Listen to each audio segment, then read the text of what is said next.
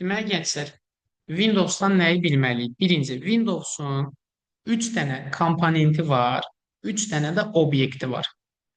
Komponentlər nədir? İş masası, yəni desktop, start menyusu, bu başlat menyusu aşağıda gördüyümüz. Bir də ən aşağı bu ağ zolaq bütövlükdə tapşırıq paneli gedir. Deməli, desktop, start, taskbar, yəni iş masası, start menyusu və başlat menyusu və tapşırıq paneli bu əsas komponentlərimizdir. Əsas obyektlərimiz nədir? Fayl, qovluq, qısa yol.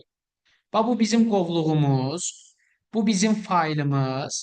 Qısa yol nədir? Üzərində balaca bir ox işarəsi olur. Qovluğunda qısa yol ola bilər, faylın da qısa yol ola bilər. Bu balaca ox işarəsi qısa yol deməkdir. İndi dediyimdən nümunəni göstərim. Testdə necə verir? Sual verir ki, məsələn, Windows'un əsas obyektləri nələrdir? Obyekt dedik ki, fayldır, qovluqdur, qısa yoldur. Əgər bu sualda obyekt yox, komponent soruşsa, eyni testdə var. Olacaq desktop, taskbar, start menyusu. Sonra nə deyər? Qısa yol nədir? Hansı qısa yoldur? Üzərində ox işarəsi varsa, bu bizə qısa yolu göstərir. Növbəti. Birinci başlayırıq start menyusundan. Start menyusunu açmaq üçün ya üzərində bir dəfə tıqqıldatmalıyam, yaxud da klaviaturadan Win düyməsini vura bilərəm və bu Win düyməsi. Yaxud Ctrl Escape vursam start menyunu açmış olur. Üzərində klikləmək, Win düyməsi yaxud Ctrl Escape düyməsi. Start açan budur. Start menyusu nə üçün istifadə olunur? Buradan bir applicationları, quraşdırdığımız proqramları görə bilərik. İstifadə etdiyimiz faylları bizə tövsiyə eləyir. Əsas işi ümumiyyətlə start menyunun söndürməkdir kompüteri, yaxud da istifadəçini dəyişməkdir. Burada kompüteri POV düyməsinə gələndə log kilitləməkdir. Kilit ekranına aparır. Parol olan hissəyə aparır. Silib indikatorları söndürür, yuxu rejiminə keçirir kompüteri. Enerjiyə qənaət edir. Hibernate də indikatoru söndürür, yuxu rejiminə keçirir kompüteri. Deməli, burada logdur, silibdir, hibernate'dir. Bunlarda bizim aktiv olan heç bir proqramımız bağlanmır. Hər şey arxa fonda durur. Siliblə hibernate indikatorları söndürür. Sadəcə deyir, hibernate enerjiyə daha çox qənaət eləyir. Logda amma indikatorlar sönmür, parol hissəsində qalır. Elə bil nədir? Məsələn, mən 2 dəqiqəlik otaqdan çıxıb qayıtmalıyam. Loku vururam ki, kimsə kompüterimi qurtalamasın. Silipam odur ki, mən 1 saatlıq ABD getməliyəm. 1 saat ərzində bir də enerji işləməsin, yuxu rejiminə keçsin. Daha dərin desək, silibdən hibernate'in fərqi nədir? Hibernate enerjiyə niyə daha çox qənaət edir deyirik? Elə bir son momentdə belə izah edeyim. Kompüterin enerjisi tamamilə qutaranda silib direkt shutdown verir, yəni kompüteri bağlayır. Amma hibernate bizim aktiv fayllarımız silinməsin deyə hard diskdə hibernate sistem adlı bir qovluq yaradıb fayllarımızı onun içərisinə atır. Kompüteri sonra shutdown eləyir. Yəni elə bir kompüterin enerjisi qutaranda təmiz. Silibdə fayllarımız hamısı shutdown olur, gedir.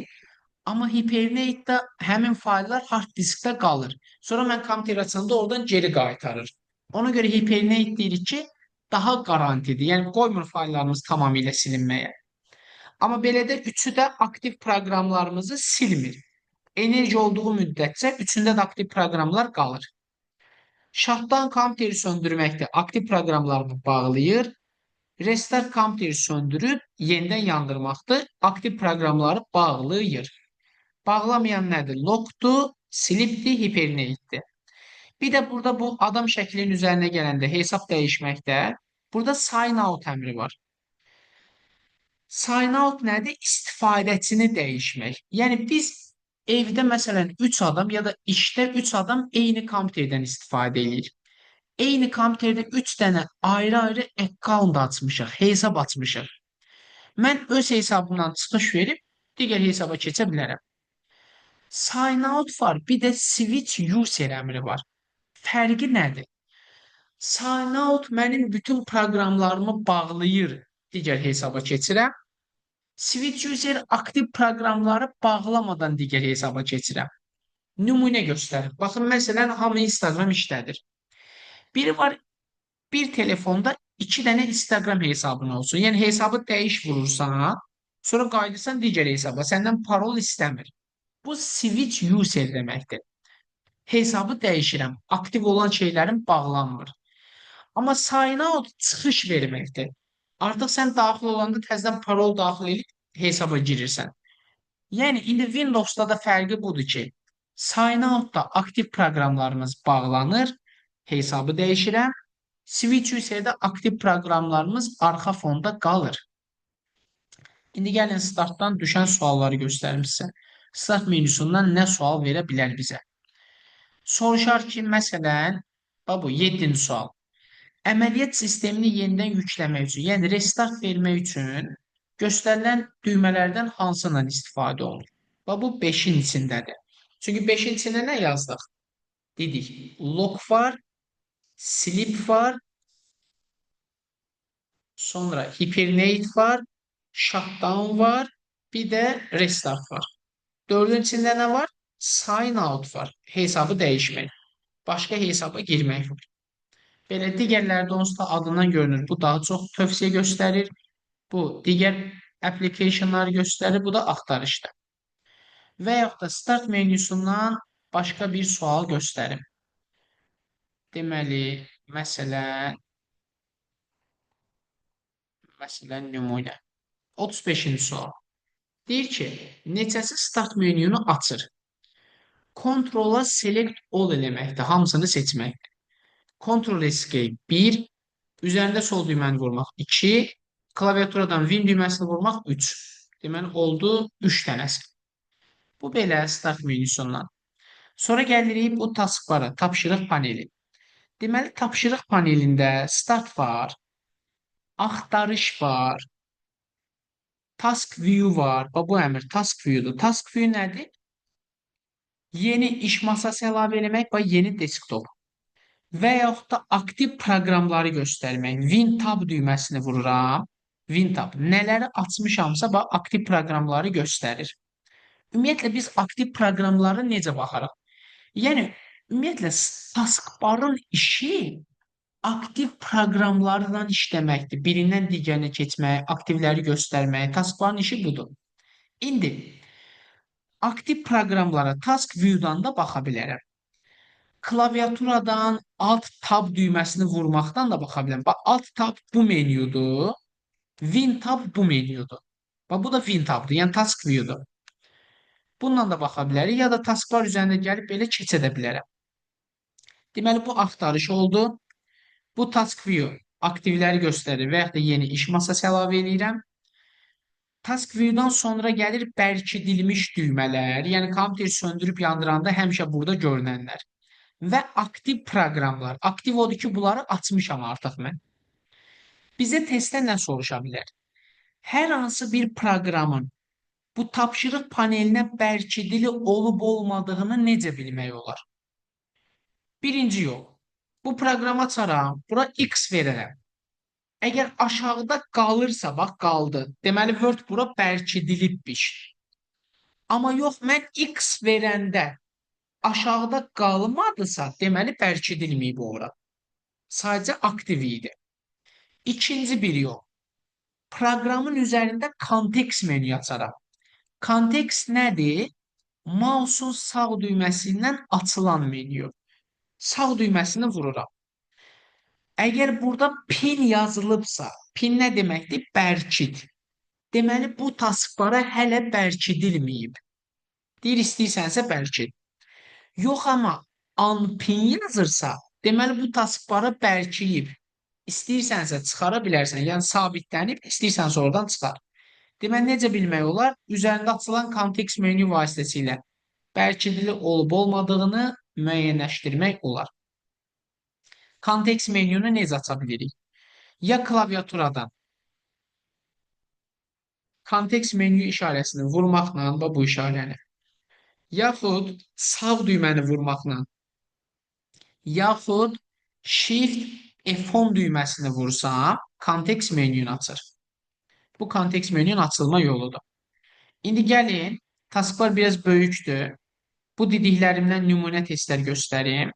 Sonra davam edeyim. Məsələn, soruşur ki, istifadəçiyə müəyyən bir zaman ərzində açıq pəncərəni tez tapmaqda kömək edən aşağıdakılardan hansıdır? Nə dedik? Task view. Bax bu. Bu task view-nun funksiyası nədir? Yeni desktop əlavə eləmək ya da aktiv proqramlara baxmaq. Yəni açıq pəncərəni baxın, Win tab düyməsini vururam, sürətli şəkildə göstərir. Və yaxud da bambaşqa bir sual. Tutam deyir ki, 8-də açılmış pəncərələrdən birindən digərinə necə keçmək olar? Yəni aktiv pəncərəni necə vərəqləmək olar? Alt tab, baxın budur. Vurdum ekranda. Bundan eləmək olar. Win tab task view-dur. Bundan eləmək olar. Bax Win tabı vururam. Task view-nu açır. Yaxud da taskbar üzərində gəlib mouse'un sol düyməsini tıqqıldatmaqdan hansı proqramı istəyirsənsə, üzərində kliklə açılsan. Olur 1, 3, 4. Daha doğrusu 1, 4, 5. Yaxud başqa bir sual göstərin, məsələn, taskbardan. Deyir ki, iş masasında taskbar nə üçün istifadə olunur? Yəni, taskbarın işi nədir? Taskbarın işi açıq pəncərələrin sayını bilmək və onlara keçmək üçün. Yəni, aktiv proqramlarla işləmək. Əsas işi budur. Və yaxud da başqa bir sual göstərim. Deyir ki, məsələn, 30-da tapşırıq panelində aktiv olan hər hansı bir proqramın tapşırıq panelinə bərkidili olub-olmadığını necə bilmək olar? Üzərində sağ düyməni vurub kontekst menüyü açıram. Əgər ora pin yazıbsa bərkidilməyib, deyir bərkid, ampin yazıbsa, o demək ki, bərkidilib. Və belə suallar çox da çətin deyil əslində. Sadəcə çox sualları axtarmıram. Məsələn, tutaq ki, deyir kontekst menü hansı menüdür? Mouse'un sağ düyməsi ilə yaxud kontekst menünün işarəsi var vərəq kimi o, yaxud Shift F10 düyməsini. Və belə. Tamam, taskbardan davam edək. Növbəti, bu taskbarda sağda notifikasiya var, bildiriş oblasti. Taskbar üzərində kontekst menü açıram. 2 dənə əmr görsənir. Task Manager və Taskbar Setting. Bu Task Managerin klaviaturası Ctrl Shift Escape-dir. Elə bir Ctrl Escape Start açır. Shift-i də vursam Shift Ctrl Escape. Task Manager açır. Task Managerin funksiyası nədir? Deyirik ki, sistem, bax demin sualıdır, bizim indi bu testdə yoxdur. Deyir, sistem asılı vəziyyətdə olduqda, ya da var, mən nömrəsini bilmirəm. Yəni, kompüter donduqda hansı proqramdan istifadə olunur? Task Manager'dən. Məsələn, kompüteri donduran hansı proqramdırsa, tutaq PowerPoint bizim kompüteri dondurur. Seçirəm, End task vururum, həmin proqramı bağlayır. Əgər proqramın özündə bu X düyməsi işləmirsə, yaxud da ekranda mouse işləmirsə, Shift Ctrl Escape-dən Task Manager-i açıb proqramı bağlaya bilərəm. Bir də Task Manager-i uşaqlar başqa necə açmaq olar? Mən indi ekranda həmin pəncərəni açanda zoom onu göstərmir, arxa fonu açmış olur. Ctrl, bunu xüsusilə də oyun oynayanlar, iqra oynayanlar bilmiş olar. Ctrl Alt Delete düyməsidir. Ctrl Alt Delete düyməsini vuranda bir əvvəlki menyunu açır. Bir ana menyunu açır. Ctrl Alt Delete vasitəsilə açılan menyuda, indi siz ekranda görə bilməyəcəyinizə görə yazıram. Lock əmri çıxır. Switch User əmri çıxır. Bayaq dedim, biz hesabı dəyişə bilirik. Aktiv proqramları bağlamadan. Sign out çıxır. Yəni aktiv proqramları bağlamaq, hesabı dəyişmək. Task Manager çıxır. Bayaq dediyimiz. Task Manager. Sonra bir də şifrəni dəyişmək çıxır. Parol dəyişmək. Change password.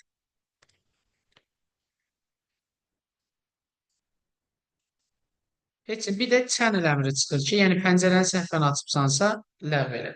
Və bunlar. Deməli, Task Manager'in funksiyası nə oldu? Aktiv proqramları, yəni bizim kompüterimizi donduran proqram bağlamaq, yəni sistem asılı vəziyyətdə olduqda istifadə olunur. Bir də Task Manager'in bir digər işi belə fərdi olaraq istifadə eləmək, performans hissəsinə baxmaq. Yəni RAM-dan nə qədər istifadə edirəm, prosesorumuz nə qədər yüklənib və s. Bir də bu ümumi məlumatlara baxa bilirik. Növbəti bu Task Manager'dən sonra Taskbar Setting var kontekstdə. Taskbar Settingdə taskbarın parametrlərini tənzimləməkdir. Məsələn, burada nəyi tənzimləyə bilirik biz? Bax, taskbar üzərindəki ikonlara baxan mərkəzə yerləşib. Bunu mən gəlib sola apara bilərəm. Köhnə Windows'larda, yəni Windows 10-da və s. hamısında bax, soldan düzləndirilirdi. Deməli, taskbar bu ikonlarını mərkəzə və yaxud da sola görə düzləndirə bilərəm. Və yaxud da biz dedik ki, hər hansı bir proqramı bura bərkitmək üçün onun kontekstində pin vursam bərkiyir. Yaxud da burada yoxdursa start menyuya da girib, həmin proqramı tapıb kontekst menyu açıb, oradan da pin vura bilərsiniz. Startı şeyə bərkiyəcək, taskbara. Yaxud da starta bərkiyib unpin vursa startdan çıxacaq. Ümumiyyətlə, starta da bərkitmək olur proqramı, taskbara da bərkitmək olur. İndi burada taskbarda dedik bərkidilmiş düymələri pin unpinlə çıxarırıq. Amma burada bu axtarışdır, task view'dur. Bunların görünüb görünməməsi taskbarın kontekstindən tənzimlənir. Baxın, yuxarıda task view var. Off eləsəm task view görünməyəcək. Və yaxud da search axtarış var. Gəlib bunu hide eləsəm, görürsünüz, axtarış qutusu silinir. Yəni qısaca task view'dur, axtarışdır, görünüb görünməməsi taskbarın kontekstindən. Amma bərkidilmiş düymələri ora bərkidib yaxud da oradan silmək həmin düymənin öz kontekstindən olur. Bir də burada əsas olan bizə nə var? Aktiv pəncərələrin görünmə vəziyyəti. 3 cürdür. Bax, Combine Taskbar Button, taskbar düymələrinin qruplaşdırılması. Always var, Never var, When Taskbar is full var. Bunlar nədir? Always odur ki, bax gənclər, məsələn, burada bu qovluqda görürsünüz 2 dənə qovluq açmışam. Bir qovluq piktoqramında 2 dənə qovluq görsənir. Always nə deməkdir? Eyni proqrama aid olan pəncərələri bir düymədə qruplaşdırır. Çünki bu nədir? Combine Taskbar Button, taskbar düymələrini qruplaşdır. Always nə deməkdir? Həmişə qruplaşdırır. Yəni 10 dənə Word da açsam, hamısı bir piktoqramın içində görsənəcək. Never odur ki, heç vaxt qruplaşdırmır. Baxın, 2 dənə qovluğu ayrı-ayrı göstərdi. When taskbar is full odur ki, taskbar dolanda qruplaşdırır. Taskbarı dolu qəbul edirsə, taskbar dolub deyə bunları qruplaşdırdı. Amma taskbarı dolu qəbul eləməyəndə qruplaşdırmır. Bir izah bu. Bir də always-də təkcə işarə görünür.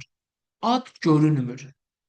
Qalan hər ikisində həm işarə görünür, həm də yerləşə biləcəyi qədər ad görünür. Onda deməli burada nə deyirik? Aktiv pəncərələrin taskbarda 3 görünmə rejimi var. Always həmişə birləşdirir, təkcə işarə görünür. Qalanlarda həm işarə var, həm ad var. Never heç vaxt birləşdirmir. When taskbar is full-da taskbar dolanda birləşdirir. Gəlin indi buradan da bir-iki sual göstərək. Taskbar belə yekunlaşdıraq. Bax, məsələn, gənclər. Nümunə kimi. Deməli, bu testdən birini göstəreyim. Bax, bu 10-cu sual. Deyir ki, verilmiş fraqment nəyə aiddir? Biz dedik, taskbarın üstündə sağ düymə vuranda, yəni kontekst açanda task manager və taskbar setting çıxır. Deməli, bu taskbarın kontekst menüsünə aiddir. Bu bir sual. Bir dənə də gəlin o always olan hissədən, o biraz daha çətindir, ya da az yadda qalır. Oradan sual göstəreyim. Məsələn, 78. Deyir ki, taskbar düymələrini birləşmə, Combine Taskbar Button and Hide Label bu pəncərədə Gəlib bax burdan elə. Seçmişəm Ventas Paris Full-u. Yuxarıda elə şərtdə onu danışır. Özü tərcümə ilə yazıb bax. Ventas Paris Full-u, yəni tapşırıq paneli dolu olduqda nə baş verəcək? Variantların bir-bir nəyə aid olduğunu deyim. Proqramları açan kimi avtomatik qruplaşdırırsa, bu always-dir. Yəni həmişə qruplaşdırır.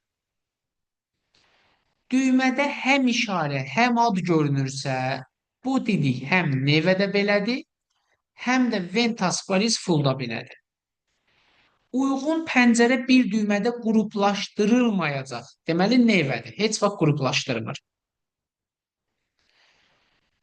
Sonra, dördlü düymə üzərində pəncərənin adı və işarəsi əks olunmayacaq. Belə bir şey yoxdur. Always-də təkcə işarədir. Digərlərində həm işarə, həm ad var. 5-də deyir ki, təkcə işarə görünəcək, ad görünməyəcək. Deməli, always. Baxın, hal-hazırda ekranda olan always-dir. Təkcə işarə var, ad yoxdur.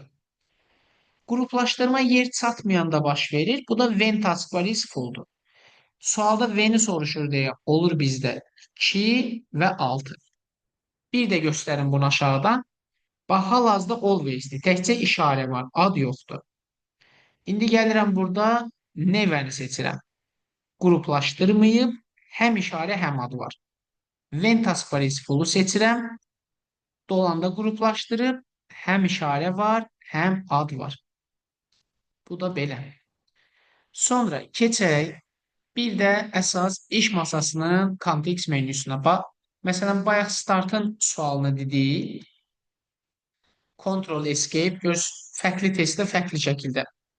Win düyməsi ya da startın üstündə sol düyməni klikləmək. Sonra bir də qaldı iş masası. Desktop. İş masasında bizim birinci buradan başlayaq. Biz kompüteri alanda üstündə free dostdursa, yəni əməliyyat sistemi yoxdursa, biz Windows-u kompüterə yüklüyürüksə, ekranda ilk dəfə təkcə bircə dənə zibil qutusu görsənir. Yəni sadəcə recycle bin olur. İlk dəfə açanda. Yəni ilk dəfə Windows-u yükləyəndə təkcə zibil qutusu olur. Yerdə qalanları sonra digər sistem qovluqlarını, şəxsi qovluqları biz açırıq. Biz yüklüyürük. İndi birinci başlayaq qovluqların növlərindən. Qovluqlarımızın iki növü var. Bir istifadəçi qovluqları var, bir xidməti qovluqlar var. İstifadəçi qovluqları bu sarı papkalardır. Yəni hamımızın gündəlik işlətdiyi papkalar. Bu istifadəçi qovluğudur. Xidməti qovluqlar özü bölünür bir neçə yerə. Birincisi onlardan sistem qovluğudur, ikincisi arxiv qovluğudur, üçüncüsü ümumi və ya şəbəkə qovluqlarıdır. Bizdə testdə nəyi soruşar? Ya deyər, məsələn, sistem qovluqları hansılardır, ya da arxivin şəklini soruşar, ya da şəbəkənin şəklini soruşar. İndi, sistem qovluqları 5 dənədir, gənclər. Hansılardır? This PC-dir, Recycle bin-dir, zibil qutusu. Sonra user file-dır, biz ona admin kimi qoymuşduq. Gəlin onları da aktivləşdirim. Onlar kontekstin personalizından aktivləşirlər. Gəlirəm. Bax, bu 5-lik. Bunları da aktivləşdirək, ekranda görünsün. Deməli, user file-dır, adına admin vermişik. Control paneldir. Bir də network-dur. Bax, 5-lik gördüyünüz sistem qovluqlarıdır, sistem piktoqramlarıdır. İndi bunlardan nə sual verər? Deyər ki, sistem qovluqlarının iş masasında görünüb-görünməməsi kontekstin hansı əmrindən tənzimlənir? Bu çox çətin sual sayılır fikrimcə. Niyə? Çünki kontekstdə view əmri var.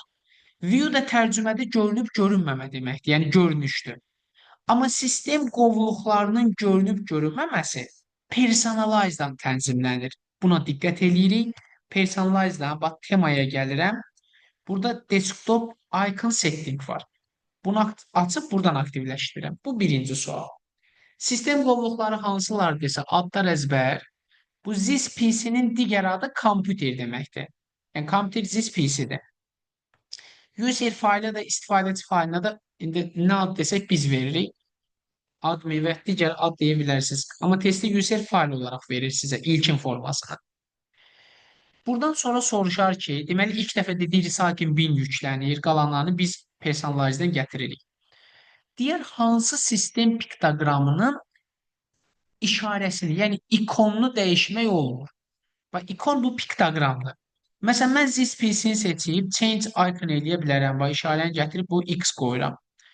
Network seçib başqa işarə qoya bilərəm. Boş, dolu zibil qutusuna başqa, user fayla başqa. Amma kontrol panelin piktoqramını dəyişmək olmaz. Görürsünüz, burada change ikon hissəsində piktoqram dəyişmə bir qutusunda kontrol paneli verməyib. Kontrol paneli nədir? Düz növbəti dərsimizdədir. Bu ikinci hissədə. Əsas idarə etmə paneli. Kompüteri quraşdırmış bütün qurğu və proqramları sazlamaq. Yəni əsas nastroyka. Ümumiyyətlə bu sistem qovluqlarının hərəsinin öz özəlliyi, öz işi var. ZIS-PC disklərlə bağlı əməliyyatdır. Diskdir, flash kartdır, xarici yaddaş qurğulardır. Bunları göstərir, bunları formatlamaqdır. Bunlarla bağlı işdir. Recycling bin silinmiş fayllarla bağlı işdir. Biz silinmiş faylları bir dənə Recycling bində görə bilərik.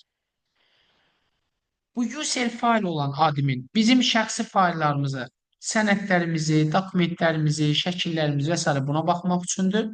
Düzdür, buna təbii ki, ZIS-PC-nin içindən həmin faylı da axtarıb tapa bilərik. Network şəbəkə ilə bağlı lokal şəbəkə qururuq. Bütün, məsələn, 10 dənə kompüter eyni qovluğu görür və s. bundan ötürüdür. Kontrol paneldə kompüteri quraşdırmış proqramları sazlamaq, hesablar əlavə etmək və s. Bu da kontrol paneli. İlk dəfə Recycling bin quraşdırıldı. Kontrol panelin piktoqramını dəyişmək olur. Növbəti buradan bizə nə lazımdır? Bu sistem qovluqları. Dedik, növbəti arxiv qovluğu var. Üzərində arxiv, yəni kəmər şəkli olur, zamok şəkli olur. Baxın, burada məsələn bir böyük görünüş seçim. Bax, bu arxiv qovluğudur. Görürsünüz, informatika RAR olan. Çünki arxivin genişlənməsini demişdik, zip, tar, rar, arc və s. Üzərində bax, kəmər, qıfıl, belə şəkillər olur. Şəbəkə qovluğunun üzərində şəbəkə şəkli olur. Məsələn, bunlardan birinin piktoqramını dəyişib şəbəkə eləyim. Gəlirəm, piktoqramını dəyişmək üçün property-yə girirəm. Customize hissəsinə keçirəm. Change icon eləyirəm. Buradan bir dənə buna şəbəkənin şəklini verək. Şəbəkə üzərində sanki kabel şəkli olur. Bu şəbəkə qovluğudur. F5 ilə yeniləmə vururam, özünə gəlir. Baxın, şəbəkə qovluğu dediyimiz bu. Üzərində sanki kabel, lent oxşar bir şəkil var. Bu da şəbəkədir. Növbəti. Bu qovluqlarımız dedik. Gəlirəm iş masasına. İş masasının kontekst menüsuna. Bu da bugün verəcəyimiz sonuncu hissə. İş masasının kontekstində olan əmrləri əzbər, nələr varsa. Birinci, view. Sual verər ki, iş masasındakı obyektlərin neçə görünüş rejimi var? 3 dənə. Large, medium, small. Yəni, böyük, orta, kiçik. Sonra, view-nun içində 3 dənə də əlavə əmri var. Bir, desktopdakı bütün ikonları gizlətmək, göstərmək. Bu birinci əmr. Sonra, ekran normalda tor xətlərinə bölünüb. Biz onu görmürük. Grid. Məsələn, bu nədir? Baxın, məsələn, mən burada kontrol paneli bu araya gətirib yerləşdirə bilmirəm. Gözü sırası qaytarır geri. Burada, məsələn, bunu göstərim. Və mən bu tor xətlərini götürsəm, səliqəsiz şəkildə, görürsünüz, belə iç-içə filan yığa bilərəm. Qarma-qarışıq. Amma orada grid dediyimiz cədvələ bölüb sanki, amma mən onu görmürəm xətlərini. Hərəsinə bir qutu verib.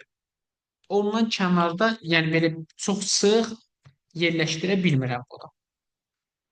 Bir də burada view-da bu auto arrange var, avtomatik nizamlamaq. Yəni avtomatik belə sırayla düzmüş olur bunu. Bir də bu. Deməli 3 görünüş rejimi oldu. Large, medium, small.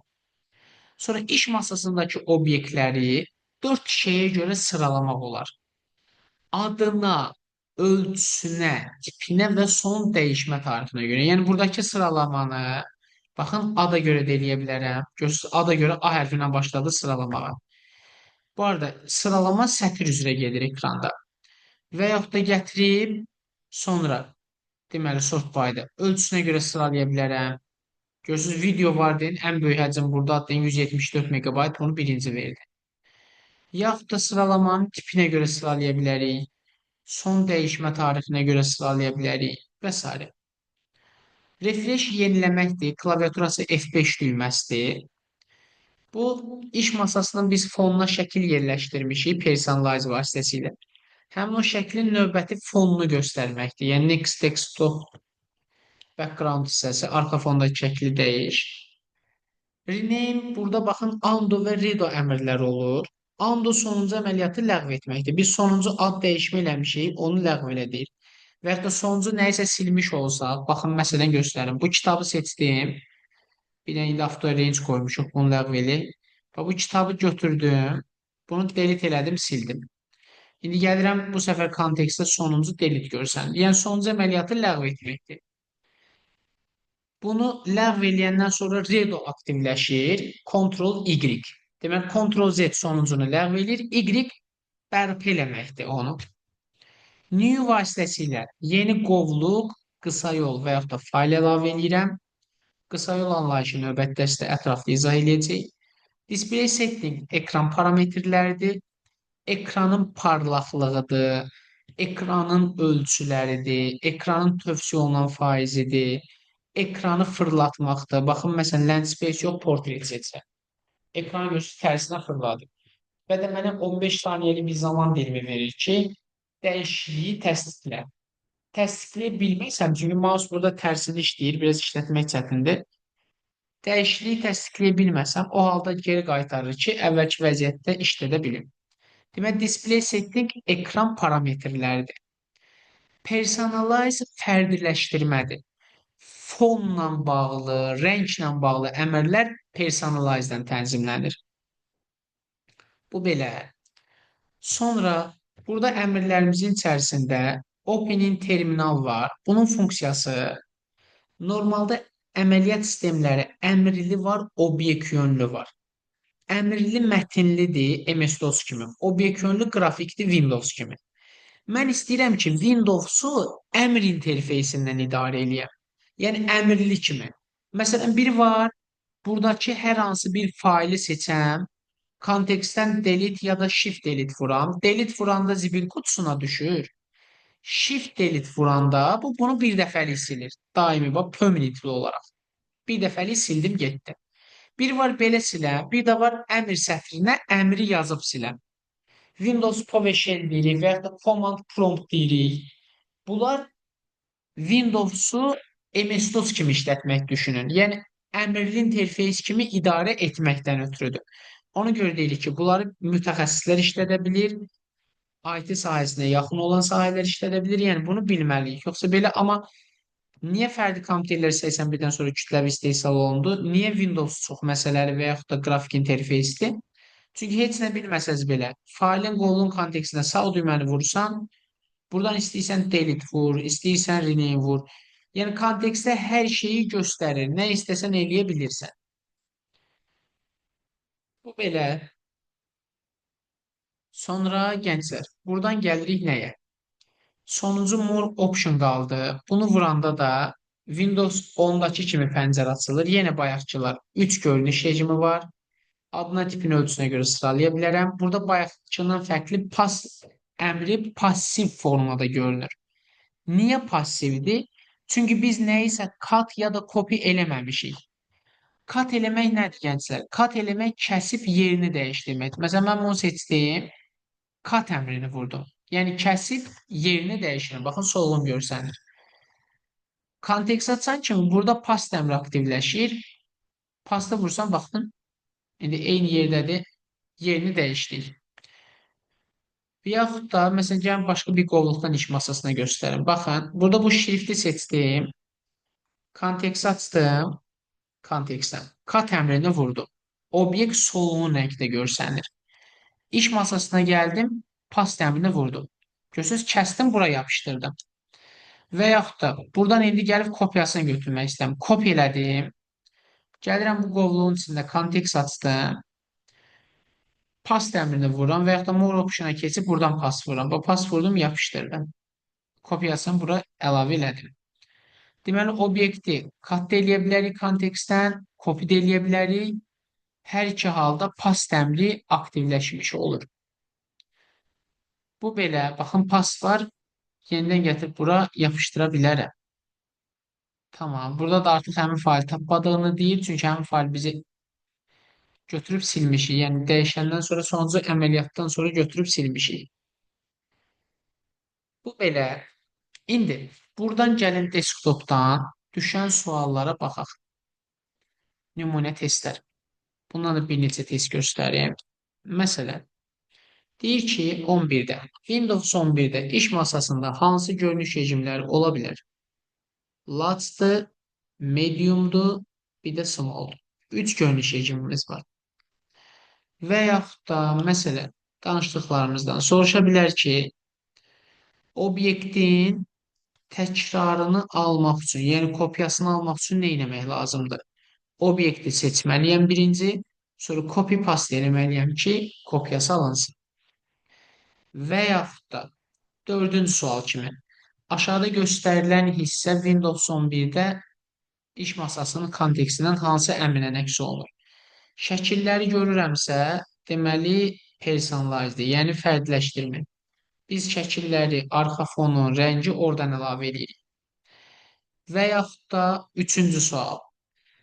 Deyir ki, Windows 11-də desktopda hansı yerləşmir?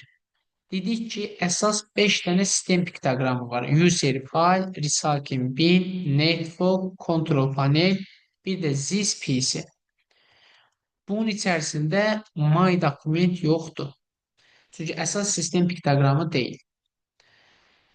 Və yaxud da növbəti ikinci sualda iş masasının deyir fonunu birbaşa hansı əmrlə dəyişirik? Personalize-da. Eyni sual bayaqki bu 4-ün təkrarıdır. Testlər belə. Bəzən testlər olur ki, heç baxmadan, yəni heç öyrənmədən həll edə bilirik.